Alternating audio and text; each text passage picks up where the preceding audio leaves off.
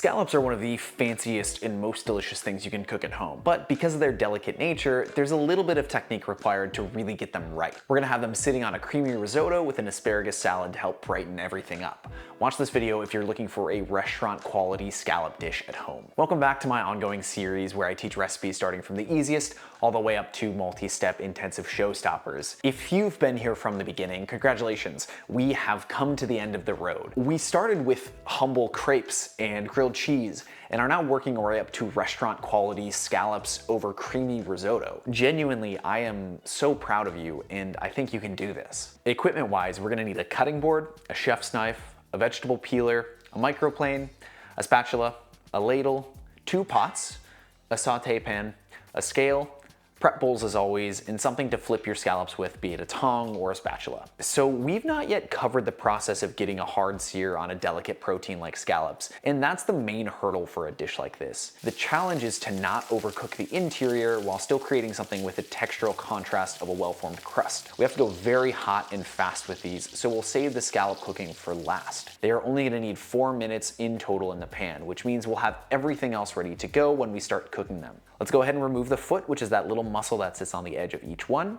We can toss those and then wash the scallops with gently running cool water. They can potentially absorb some water, so don't leave them in too long, and then dry each one off and set them on a plate in the fridge. These are all set and ready to go for when we need them later. For a stunning creamy risotto, we need some carnaroli rice, which creates a more distinct texture for the finished dish.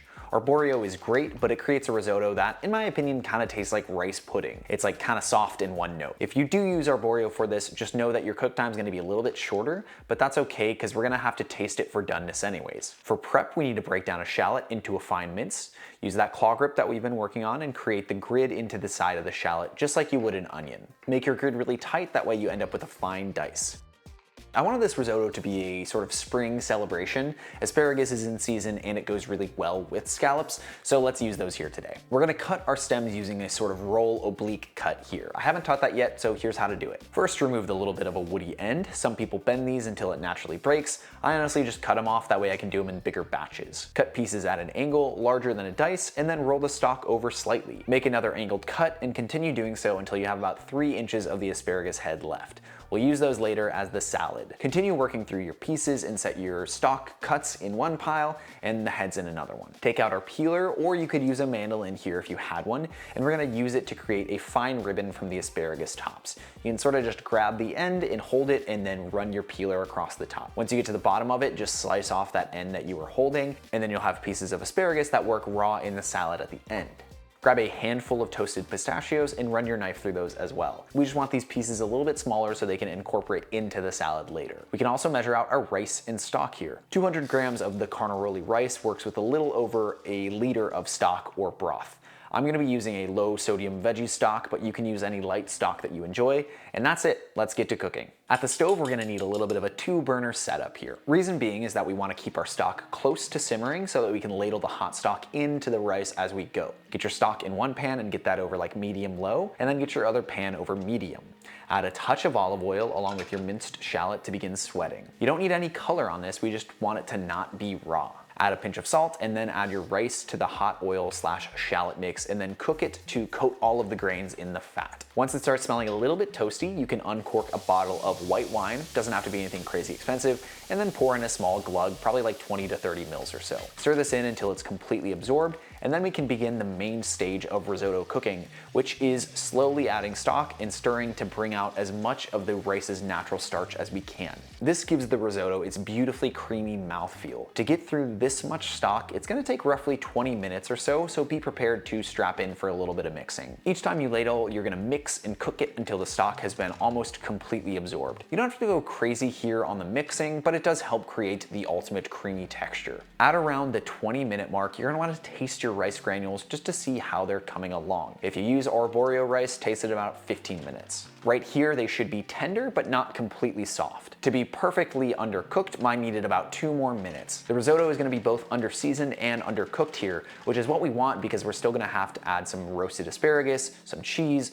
some butter later. We're gonna cover this and let this rest on the stove in a different spot while we work on the asparagus and the scallops. Set your saute pan over medium-high heat and add a touch of olive oil along with a small blob of butter. Once the butter is hot and foamy, add your asparagus pieces and season them with salt and pepper. Cook these in the hot fat until just barely fork tender and they've taken on a little bit of color. Taste one if you're unsure, just to make sure that they have the right texture, but in a hot pan like this, they don't need long. Remove them from the pan and add them to the risotto pot. To the risotto, we're gonna now grate in 5 grams of pecorino romano cheese, which is nice and tangy and salty, a knob of butter, and then a bunch of finely minced parsley. If you don't cook with wine, a little bit of white wine vinegar here goes a long way just to bring out that little bit of like acidic sweetness that the wine brings, just a few drops to help really brighten it. The risotto is gonna need a little bit of water, or if you've still got some stock left, to get to the right texture, so adjust it accordingly.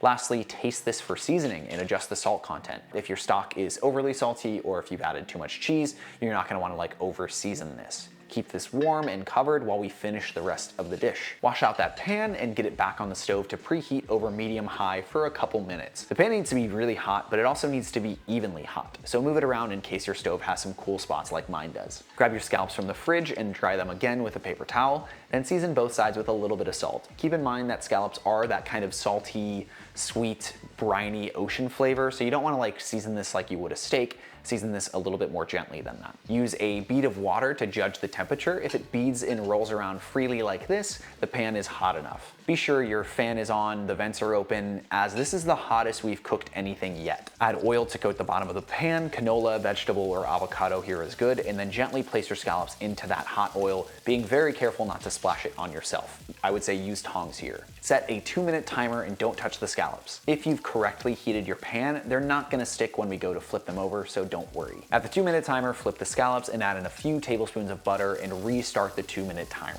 Here's a quick note. I would normally cook these hotter and darker. However, every time I do that, I set off my smoke alarm, and my wife was on a call, so I tried to avoid setting off my smoke alarm, but check it. Yep, I still did it. Butter is gonna cool down the pan and give us a beautiful brown butter to spoon over the tops of the scallops. For scallops this large, 4 minutes is just about perfect, but keep in mind that smaller ones are gonna cook quicker. These scallops I was cooking are about 10 to 12 sized, which means that between 10 and 12 of these scallops makes up a pound of scallops. If you're up into like the 15s and 20s, they're gonna be a little bit smaller and a little bit quicker cooking, so adjust your time accordingly. Remove them from the pan and pour the brown butter over them while they rest. The last thing we really need to do is dress our salad. So toss the shredded asparagus into a bowl along with some finely chopped chives for that little bit of oniony brightness, and those pistachios that we chopped earlier. Squeeze in a little bit of lemon juice along with a touch of olive oil to create a makeshift dressing. Season this with salt and pepper, and the whole thing is ready for plating. I like a shallow bowl or a plate for this so we can create a bed of the risotto, and then place the scallops around the plate and pile your salad in the center. If you want a second plating that I actually think looks a little bit better, you could put the salad down on top of the risotto and then place your scallops on top of that. Take a second to give yourself a nice little pat on the back, because if you're coming from making grilled cheese, this is probably one of the fanciest things you've ever cooked, and you nailed it.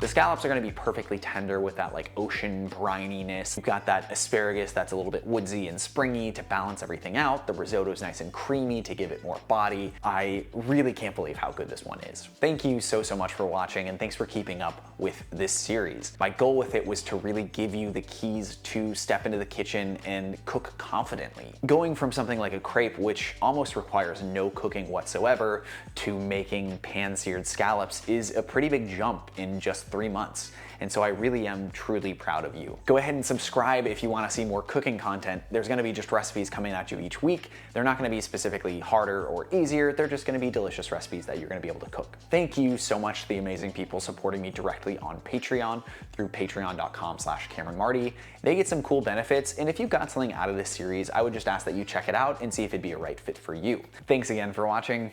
Cheers.